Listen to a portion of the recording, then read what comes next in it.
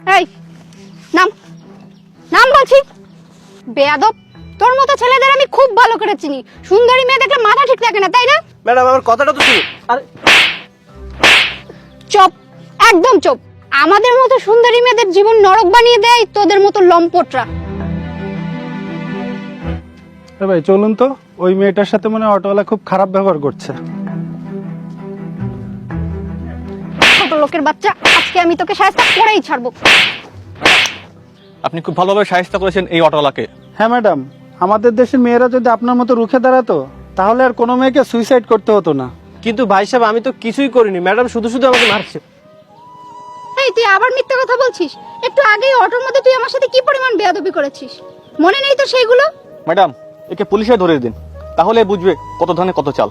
হ্যাঁ, আপনি ঠিকই বলেছেন।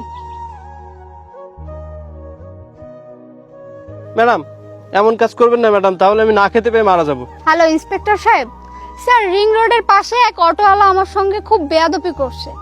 স্যার প্লিজ আপনি একটু তাড়াতাড়ি আসেন। Okay sir. ম্যাডাম এই অটোওয়ালাকে দেখুন, দোষ করছে তারপরে বুক ফুলিয়ে দাঁড়িয়ে আছে, সামান্যতম অনুশোচনা নেই। ভাই দাঁড়িয়ে দেখছেন কি, মারুন হারামজাদাকে।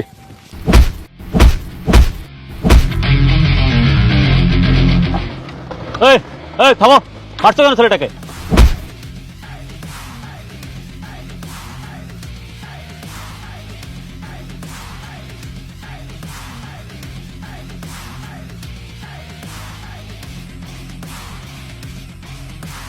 কি হয়েছে ম্যাডাম, আমাকে সবকিছু খুলে বলুন। স্যার আমি আপনাকে ফোন করেছিলাম, এই অটোওয়ালা আমার সঙ্গে বেয়াদবি করেছে। স্যার স্যার ম্যাডাম মিথ্যা কথা বলছে, আমি কোনো দোষ করিনি স্যার। স্যার আমি আপনাকে সত্যি কথাই বলছি। আমি আর আমার বয়ফ্রেন্ড বাইকে করে আসছিলাম, তারপর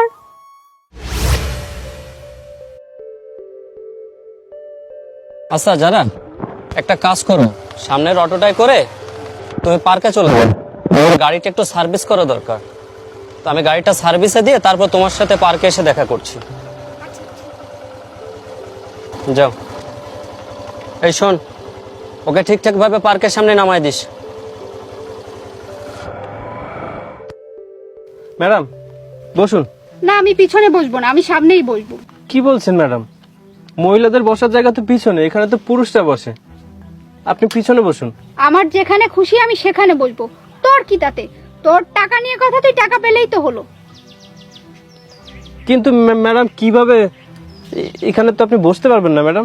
এ সর, সর এখান থেকে সর। আমি যদি বসি তাহলে আমি এখানেই বসবো, সর। কিন্তু ম্যাডাম নে চালা। ঠিক ঠিক আছে।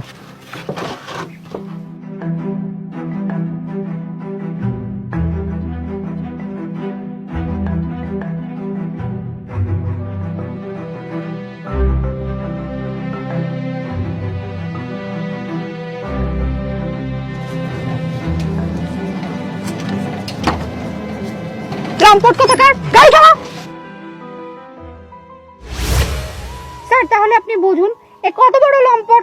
স্যার রাস্তায় একটু গর্ত ছিল, আর ওই গর্তের ভিতরে চাকা পড়ার কারণে ওনার শরীরের সাথে একটু ধাক্কা লাগে, আর তার জন্য এনারা আমাকে মারছে। স্যার রাস্তায় গর্ত, ওটা ওর বাহানা, ও ইচ্ছে করে আমার শরীরে টাচ করেছে। ম্যাডাম আপনি বলুন, একে আমি কি করব? স্যার আমি ওর নামে এফআইআর করব, আপনি প্লিজ ওকে নিয়ে জেলে পুরে দিন। প্লিজ ম্যাডাম এমন কাজ করবেন না, আমার জীবনটা নষ্ট হয়ে যাবে। স্যার স্যার আমাকে ছেড়ে দিন, আমি কোনো অপরাধ করিনি স্যার। বাহ, তুই আমার সাথে যা করেছিস তার বেলা